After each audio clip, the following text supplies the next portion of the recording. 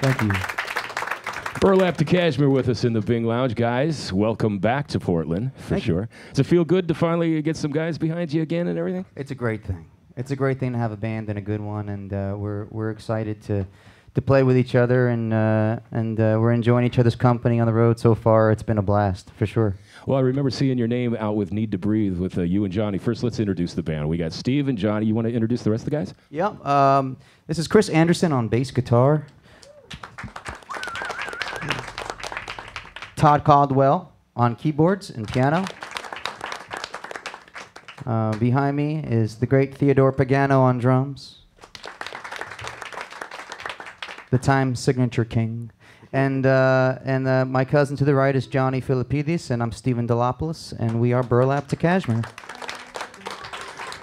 That's right. You know, usually cousins, it's just enough to get together for Thanksgiving, you know. But we crossed the line. And when did that happen? How early did that happen?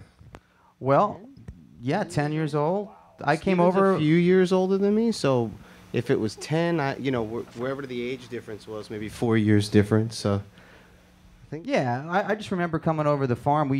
Our grandparents owned a farm in Colts Neck called Liz Lane Farm, and they used to breed horses. And so Johnny's grandfather George was on one side, my grandfather Sock was on another side, and they're brothers. And so I'd walk on over with a guitar, and we'd just start jamming real young. So. Yeah, we played war and played, all the things that kids do on a big giant piece of land. Yeah. Once somebody gave us guitars, Stephen was actually the first to come over and be like, check this out. And I think he played Johnny Be Good. He was like, and I was just like, whoa. Yeah. Johnny took that lead guitar stuff to another level. I wound up listening to Harry Chapin records, but it turned into something fun, right, John? Yeah.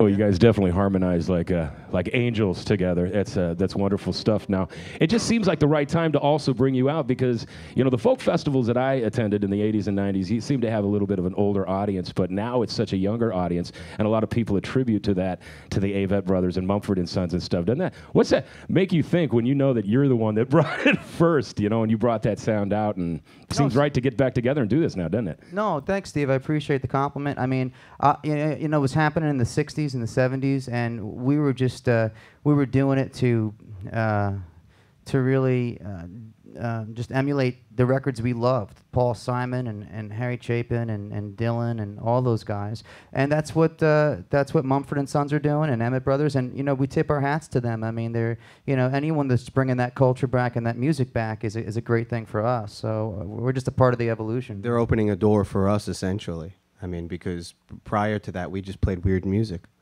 It was considered weird. Now it's mainstream. Well, that's all good. So we got the new album coming out next month, too. And the cool thing is, boy, working with Froome. I remember this guy from, Gamma Records and everything. He's put out Elvis Costello, Bonnie Raitt stuff. How was it working with Mitchell? Fantastic. Mitchell is a genius, but you can't say that in front of him. He'll shoot it down, and he's a nice man. Real great guy. He's like a Seinfeld character. He's the nicest, funniest guy to be around. I mean, you would never ever know that he was capable of the things he's capable of. He'll just surprise. He'll pull it on you and be like, "Oh, well, I was working on this." You come back and you'll be like, "I didn't even know you could play that." So you guys got everything in this new album. It's your baby. You don't feel you compromised in any way or anything? Compromise? No. We're very lucky and very blessed to be doing this. Yeah. Yeah. Mitchell was just as adamant about keeping it what it is as perhaps we were. So much so that he was preparing a war for the label before the label even came in and said no. But ironically, the label came in and they were on our side too. They were just like, "No, this is cool. Make it." Excellent. Well, that's good to hear, and we've got you tonight, Mississippi Studios, ladies and gentlemen, once again in our Bing Lounge, Burlap to Cashmere.